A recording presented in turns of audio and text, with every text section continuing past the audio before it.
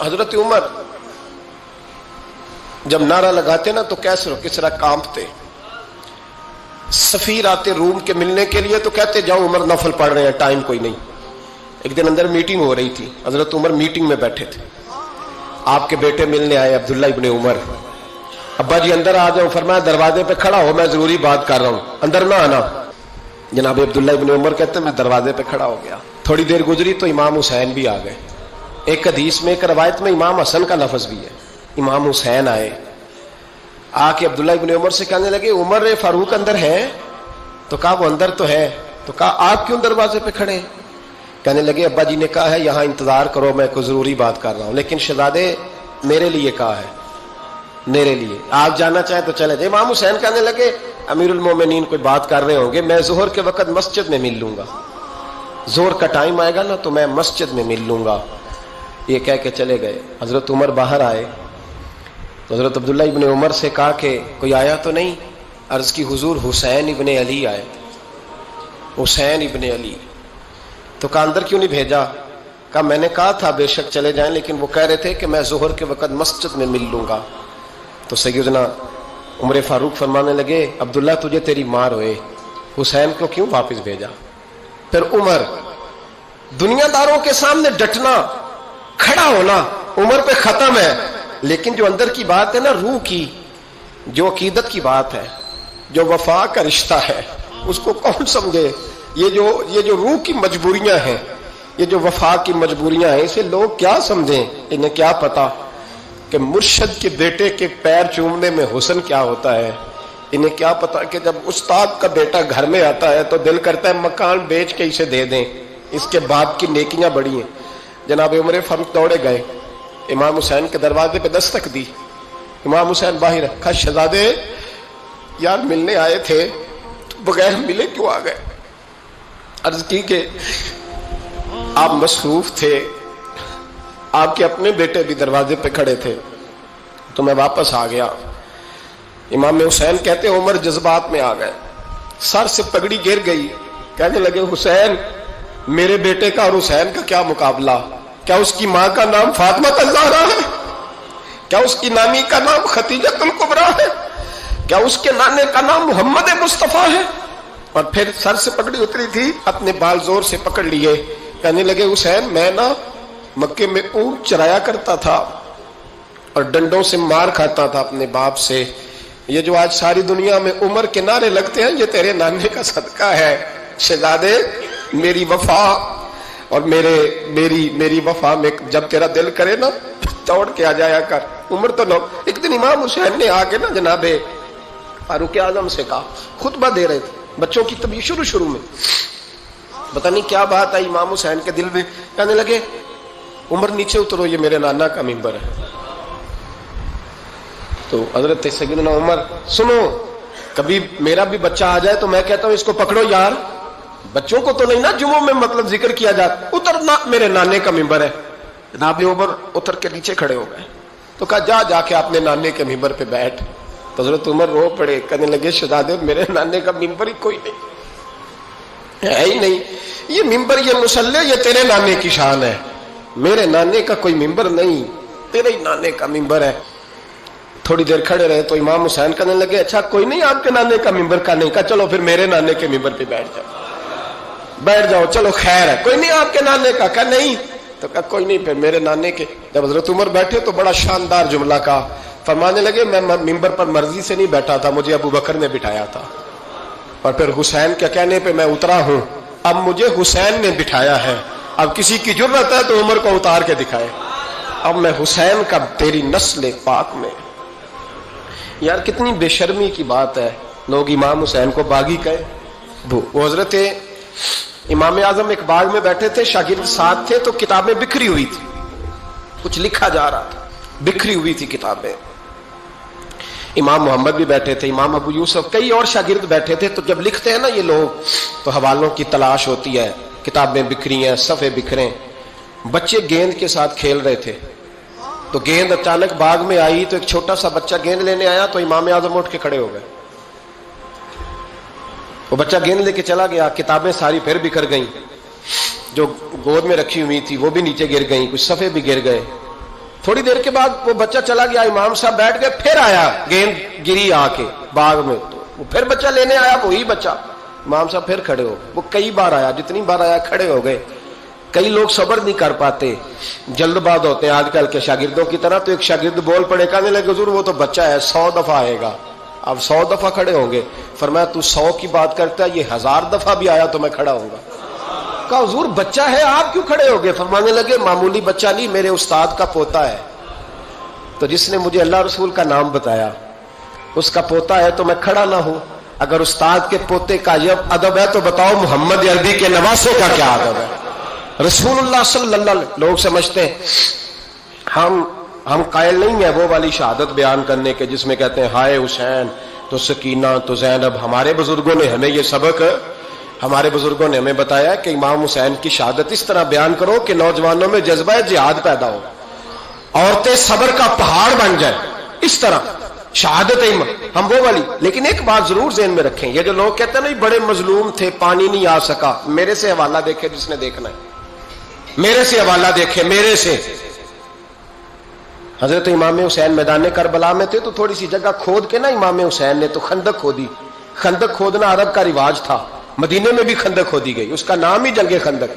तो खंदक खोद के ना आग जलाई जाती थी, ये हिफाजत का एक जरिया था ताकि दुश्मन ना आए। तो इमाम हुसैन ने अपने खेमे के सामने खंदक खोद के उसमें आग जलाई ताकि पर्दा रहे, औरतों के पास कोई दुश्मन ना आए। तो एक शख्स सामने खड़ा होकर कहने लगा हुसैन तूने दुनिया में ही आग जला ली है। माज अल्लाह सुम्मा माज अल्लाह, कहने लगा आगे तो आग मिलेगी, यहां जला ली है। तो इमाम हुसैन कहने लगे मैं हुक्म देता हूं आग को कि तुझे अभी पकड़ ले। लोग कहते हैं मजलूम थे, मैं हुक्म देता हूं आग को तुझे अभी पकड़ ले। ये लफ्ज इमाम हुसैन ने कहे। मैं 3 किताबें तो मेरी लाइब्रेरी में अभी हैं जिनमें हवाला है, 3 कुतब से, और आज कल परसों की किताब नहीं, सैकड़ों साल पुरानी। जब कहा ना मैं हुक्म देता हूं तो वो आदमी घोड़े से नीचे गिरा, घोड़े से नीचे गिरा और घोड़े की रिकाब के अंदर उसका पैर उलझा। घोड़ा डर के इतना दौड़ा कि जाके उस आदमी को आग में फेंक दिया। इमाम हुसैन के सामने जल के मर गया। ये हुसैन इब्ने अली है, ये अभी हुक्म देते तो फरिश्ते अभी आ जाते, ये अभी बात करते तो सारी दुनिया की फौजें अभी इकट्ठी हो जाती, ये अभी हुक्म देते तो अभी आ जाते। और सुनो, अगर जनाबे इस्माइल के लिए दुम्बा आ सकता है तो वो तो हजरत इब्राहिम के बेटे थे, और ये तो मुस्तफा की औलाद है, इनके लिए क्या कुछ नहीं हो सकता। लेकिन इमाम हुसैन ने पसंद किया था करबला के जिहाद को, इसको पसंद किया था मौला अली ने, वो अपनी पसंद पे थे।